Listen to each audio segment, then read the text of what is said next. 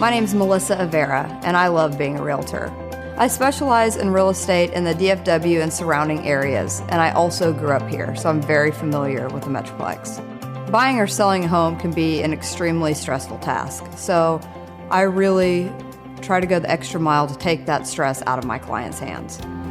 This is Going the Extra Mile. Now, from Frito Nation Productions in the Caddo Office Reimagined Studios, here's Melissa. Hey everybody, excited to be here in the studio. I got Eric Tomlinson with Supreme Lending here, and we are going to give you a pretty detailed market update on everything that's been going on since we last recorded together. Yeah, so a lot has happened. Oh yeah. So much has happened. It's unreal. We should probably do this once a month at the rate things are changing. Mm-hmm. Yeah, and we should also preface this that today is November 9th. So everything we talk about today is what is happening right now, and it could happen again. But if you're listening to this any other day, I mean, I would definitely reach out just to kind of get another update because it changes sometimes twice a day. Yeah, November 9th, 2022. Yep, that's right. Yeah, so I'll start. Go for it. So this is what's happening. We're nearing the end of the year, and the Fed has one more meeting in December, and everyone thinks that initially they thought it'd go up, the interest rates would increase by 75 bips, so almost a full percent. Now they're saying it's maybe 0.5%, which is good. It's good news. It's good and bad. It's still going to go up, but today, this morning, the market shifted, and I don't know exactly the reasoning why today is the day. I think there was some CPI report that came out, but it's a good time because the rates are going to be a little bit lower today than they were yesterday. I say a little bit. It should be maybe 0.5% lower, which is great because at the same time, what we're noticing is that inflation is cooling. You're seeing homes sell prices drop, and when I say drop, I mean you're talking maybe $60,000 to $70,000 on a new build, or on any house right now today is selling for less than it was a month ago. I assure you that. And so one of the programs that Supreme Lending is offering now, because we service our own loans, we're able to use incentives from the seller. The sellers today are on a house worth $100,000 a month ago. They might, or maybe it was $110,000 a month ago. Today they're willing to sell it for $100,000 because that's what's going on with the market. Some of these builders have their year-end numbers to hit, and $10,000 is not anything too significant, and that's just where they're at because the interest rates are high. They understand the rates are high, so the values are going to come down low to make it more affordable. The funny thing, though, is that when I get a contract in, one of the first steps the buyer has to take is they have to get the house appraised. The lender has to know the home is worth what the value is. And when the appraisal comes in, the appraisal is giving you a value of homes that have sold historically in the past few months. Well, those sale prices in the past few months are actually higher than what the value is today. So if you buy a house for $100,000 and I get an appraisal back and they're saying your house is worth $110,000, the good news for the buyer is that you're buying a house with $10,000 equity right off the bat. Okay, and the seller doesn't, I mean, they're having a hard time selling at 110 because the rates are so high. Well, the buyer is at the advantage now. They can actually tell the seller, we want to increase the sale price, $10,000. And I know a lot of people are buying homes don't want to increase sale prices, but $10,000 over 30 years is not that much in payment. But the main reason they're doing it is because they're using the equity up front, which a lot of people never use their equity in the life of the loan. Sometimes they don't ever refinance. They don't get the equity until they sell. But if you want to use that equity up front and you get the seller to provide a 1%, 2%, or even 3% seller concession, Supreme Lending will use that money not really to buy down the rate. It's basically buying down your payment. And it just so happens that payment drops. If I had a 2% seller concession, you, the buyer, would be essentially paying on an interest rate 2% below market for the first year, and then 1% lower than market the second year. And then it just goes to the normal market rate as of today for the life of the term. And the reason we're doing that is because we anticipate the market correcting after, we've had all these high rates. The rates will eventually go down once inflation has cooled. And so you're going to refinance. So you'll never really be subject to that high rate that you're getting today. Now, again, it's not going to be that way for everybody in every situation, but this product wasn't here a year ago because it wasn't warranted. And now it is. The buyers have the advantage. Whereas in the past year, the homes were so high, they really didn't have an advantage. They had to go in 20 grand over ask price just to win a deal. Easily. Yeah. It's crazy how quickly the script is flipped. It's it's different. A year ago, I had people paying 80 to 100,000 more right. than it was even listed for. We'll never see that. We won't see that today. And that's definitely not happening now. Like listing I have right now, it's been on the market about 2 months, and I got multiple offers right out of the chute for over asking, right? And I'm like, okay, great. I figured that wouldn't happen, honestly. And then fell apart, and we've been back on market and just getting absolutely no action on it. And so I talk to my client every week, whether there's been showings or not, I give them an update. And I called them and I said, we need to change it up. And they're like, well, what do you suggest? And I said, reducing the price is not going to do anything for you unless you drastically reduce it, which I don't think they wanted to do. Like dropping it 10 grand is not going to do anything. I said, you need to do something. I said, the increase in rates is what's freaking buyers out. So I said, you need to make it more incentivizing to them. So I said, if you're cool with it, I would recommend that the seller offers to pay the buyer's closing cost, all of it. And I said, at the sales price of this house, I said, it's going to be cheaper for you than reducing it like 10 grand. I said, it probably cost you maybe 8 grand. All right. And they're like, we'll do it. I disclosed that in MLS, right? That sellers will pay buyer's closing costs. And then all of a sudden, caught fire. Yep. Showing, 2 offers. Yeah. Right. And now the people who lost out on it are pissed. Right. Right. But I'm like, hey, that's what it takes because it's keeping more money in that buyer's pocket. Right. Right. So you just have to be creative. Like it's not always about reducing the price because, again, it's my job to get my sellers the most money. Yeah. But at the same point, right, like the longer that is going to sit, the more they're going to have to give if they really want to sell it. And so that's my message is don't think that it's a bad time to buy because the rates are high. Look at the sell prices. The prices are going down. I'll get you that lower rate. It just won't be today. It might be tomorrow. It'll be next year. But technically, me personally, I would buy today and take this buy down program because you have nothing to lose. If the seller buys down the rate and they give you that money up front, and I'm paying, like if the market today at par was a 6.5 interest rate, I could technically, if the seller gives me 2% seller concessions, which by the way, the norm that I see is that the seller pays title on majority of the deals anyways. Yeah. That's usually 1%. So just tell them don't pay title. Just give me that 1%. And I'll buy down, and then I'll use that to buy down the rate 1 full % in that first year. So instead of paying 6.5, I pay 5.5 on that first year. And it's important again to know that when the seller pays, when the seller does the buy down, it's different from a buyer purchasing points. Because if a buyer purchases points, that just lowers the rate for the life of the term, and 1% in fees from the buyer may lower the interest rate 0.25%. I'm talking about lowering a full % for every 1% that the seller gives us. And that's what it does in the payment. So technically, you could be down at a 3.5. If the seller gives you 3% seller concessions, you could be paying a mortgage at 3.5 interest rate today. Yeah. So it's a great, there's the buyer has so many advantages right now, not just because the market is slowing, but there's programs out there that'll give you a lower rate too. 100%. And I think it's all about education, like I don't watch the news because it's depressing as hell. Yeah. And I haven't for years. Yeah. But, in this industry, it's important. And I hear about rates, but I rely on you a lot, right, to keep me updated on that stuff. And and that's the thing, guys. Like, it is about timing, right? Like we've said in previous episodes, market's always hotter spring and summer.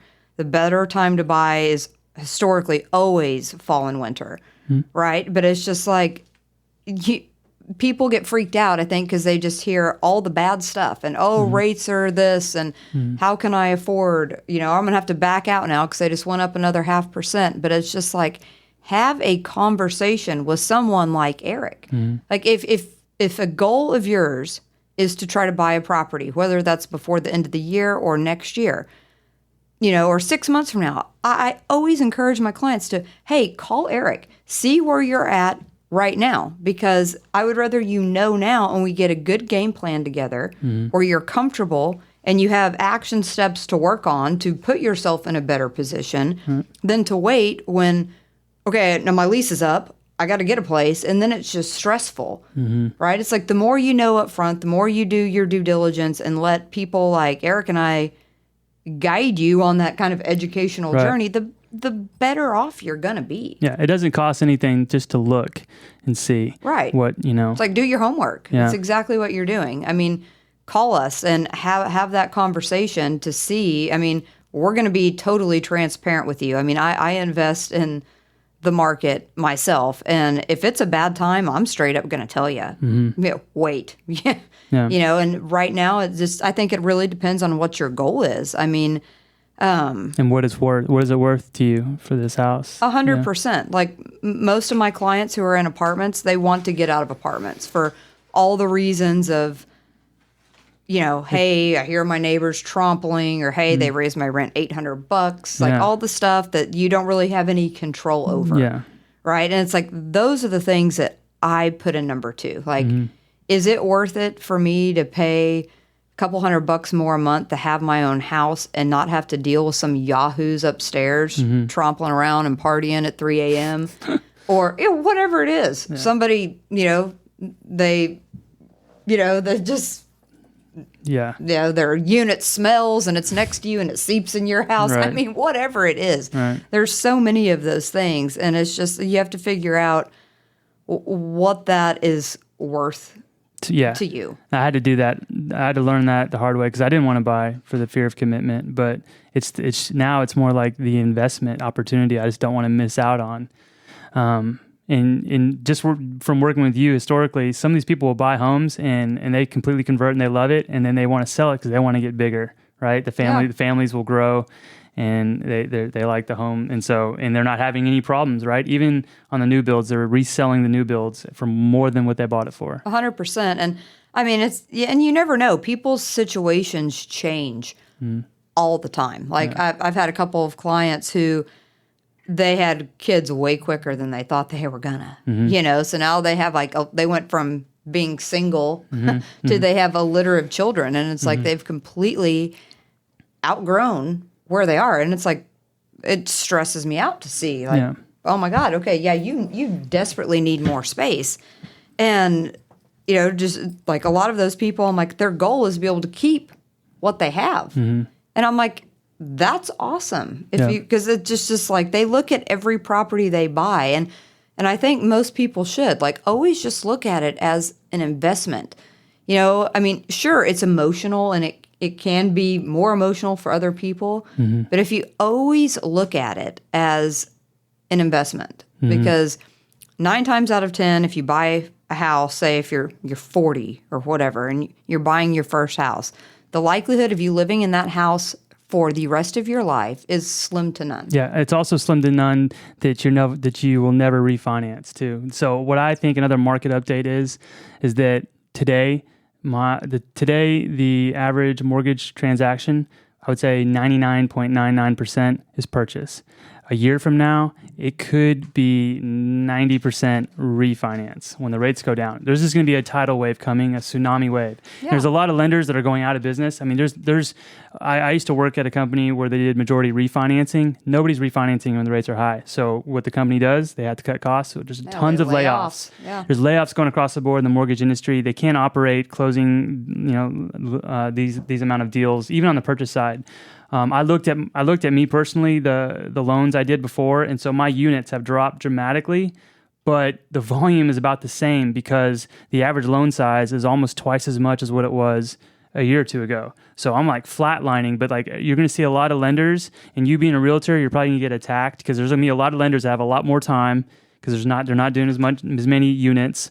And it's going to be a lot of purchase business. And you might see a lot of people selling too because I've had friends call and say, God, they raised my taxes, and it's really, you got me in this house, and I'm thankful, but you squeezed me in here, and now the value has gone up, and the taxes have gone up, so they might want to sell, and they'll probably make a ton of money if they do sell, but, so I've had friends that are financial advisors, and they're very good, and they rent, because they sold when the market was high.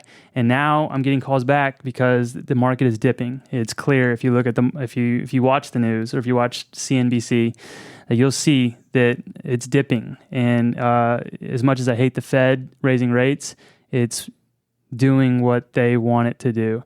And so it is a good time to buy, not just to be a first-time home buyer, just to buy in general. If you're an investor, you buy the dip. All realness, I mean, I just feel like too that people need to be realistic too. I mean, it's just like home prices skyrocketed over the last 2 years. I mean, I've never seen anything like it. You know, home values went from like, I had people who bought homes, $500,000 and then sold it for $850 a year and a half later. Like, that's insane. Yeah. See, and I would have gladly, looking back, it's always easy to look back, but, looking back, I would have said, I'm not going to buy a $500,000 house. I don't need a $500,000 house. But if you'd have told me during that time, hey, a year later, you'll make $300,000 on that purchase, I would have easily done it. Oh, 100%. Yeah.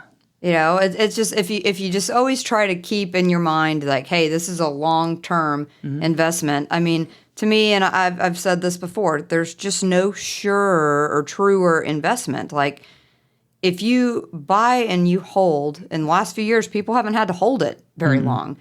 But over the long term, it's going to appreciate. I mean, I think about how much I paid for my first house. Like, I think I paid $189,000 for it. And homes in that neighborhood that are similar to mine, or not even as nice as mine, sold in the last year for over $500,000. Yeah. And that blows my mind. Right. Because I bought that house, a little over a decade ago. And I'm like, and it's appreciated that much in 10 years. Like, right. That's awesome. But it's crazy. Yeah.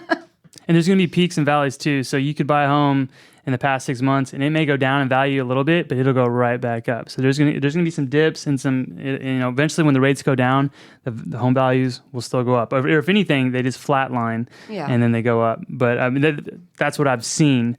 And that's what I'm banking on. And that's what everyone really should be thinking, because if it doesn't happen that way, the whole economy would be in a major recession. And I'm not saying we're not going to hit a recession, but when home values start dipping, the Fed is working the right way. And that's a good sign for people that want to buy, because you're just financing less and you can just refinance the rate later. 100%. Yeah. I mean, I just think if owning a home is something that's on your mind or is a goal for you, have a conversation with us. Don't let the market and the naysayers and all the stuff you hear scare you away, because I get the phone calls daily of people calling me saying, hey, could you help me rent a house? Or I've had 2 people this week ask me to help them rent an apartment. And I've sent them places, to go look. And they're calling me back and they're like, Melissa, I went and looked at this apartment. It's great, but it's $1,800 for a 1-bedroom, 1-bathroom apartment. And I'm like, you could rent a house for that if you would rather have a house. And I'm like, and in all honesty, depending on your price point, you can probably buy. And it's just, I try to paint the picture for people. Like, sure, I am in sales, but I do not look at myself as a salesperson. Like, I want to do what is in your absolute best financial interest, because the last thing I ever want to do is put somebody in a bad spot. Right. But I just think, like, hey, let's just exhaust all the options. Like, this is what you can get for an apartment, right? If that makes sense for you for 6 months or a year, go for it. But if you know your long-term goal is to buy, let's look at what that looks like now. And then 5-6 months from now, when you're in a better position or you have more money saved, like, right. And it's like, too, guys, like, you have to have some skin in the game. Like, some people call me and they're like, oh, I found this house. I love it. I want to move forward, but I don't have anything to put down. Well, I mean, unless you're doing a USDA or VA, that's my daily conversation kind of loan, right? Like, well, no, you have to have some money, right? Or I'll see it, and they make good money and they have good credit. They can afford the mortgage. It's great. They just can't afford the cash to close. I'm like, well, you make a lot of money. Where is the money? So yeah, it's going to force you when you become a homeowner. It'll force you to be a little bit more financially responsible. It's going to force your hand a little bit. But that's a good thing. That's a good thing, right? And I've talked to friends about it too. That you're going to have to, change your own light bulb if you have your own house. Okay, so it's going to force you to do homeowner things, but it'll make you better in the end. You just may not see it right now. You might not have to. You can have a handyman do it. Well, okay, I take it back. If you're that lazy. Yeah. But that's what makes that, I like that part about my job is that, I hate the word sales because I'm not really selling something. I'm selling a need, not a want. Like you need the mortgage to live in this house, right? Or else, right? So Same. It's easier. So it's more of a need. And my whole purpose is just to find my 22-year-old self and just say, don't go a decade of spending, $1,000 a month in rent.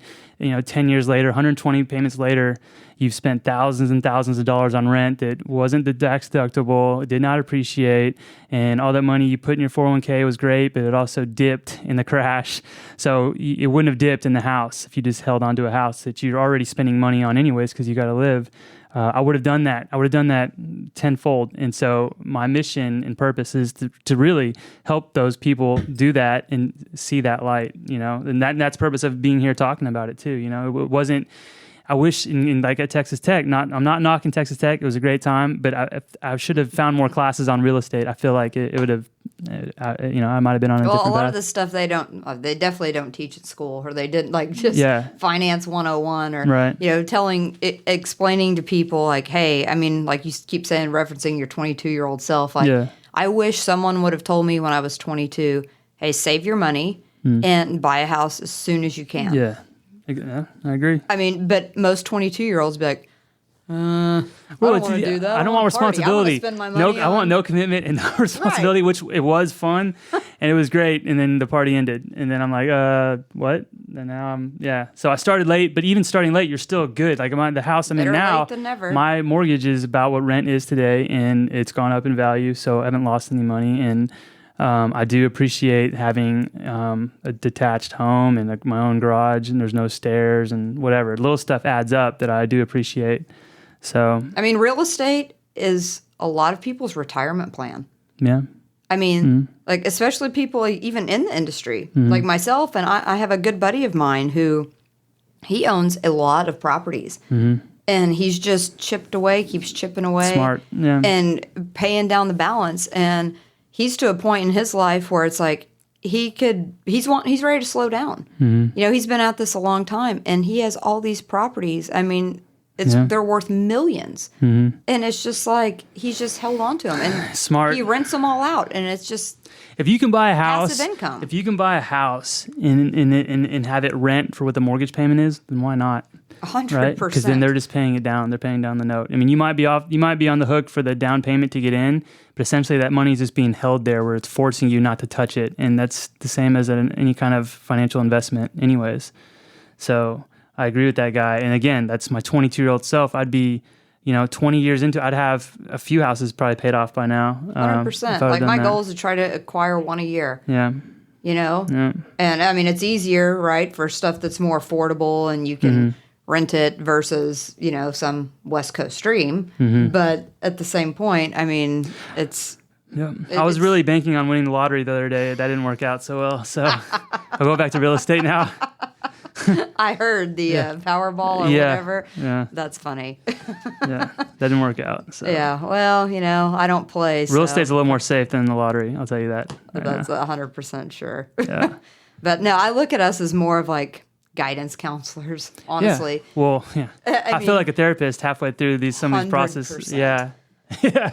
Well, people, like, again, you don't know what you don't know, especially, and I enjoy working with all aspects. I get it all. I get the first-time buyers. I get the move-up buyers, the people retiring and wanting to downsize. And each different category has its own good part, it has its own challenges, and its own concerns. Like most people are more payment-focused, but I feel like a lot of times the younger people are, right, the more risk you could probably take with certain things. Whereas like when somebody's retired and they're downsizing, they're like, hey, I don't want my payment to be more than X amount because I still want to be able to go on the vacations and live my life and do things. And I want to be able to get them in a position where they can do that. To me, that is my job. Right.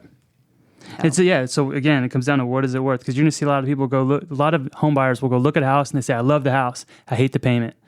Well, then maybe it's not worth it. But if you find the right house and the payment's going to be high, if you go in there with that expectation that it's probably going to be pricey, but if you can afford it, then I'll get you approved for it. But if you can't afford it, you won't get approved for it. I'll tell you that right now. But if you can get over the hump of the cost, and then again, you're not going to find a lender that's going to put you in a house that you can't afford. There's so many guidelines right now that'll prohibit that. So yeah, it's not like it's easy to just get a loan. Yeah, no.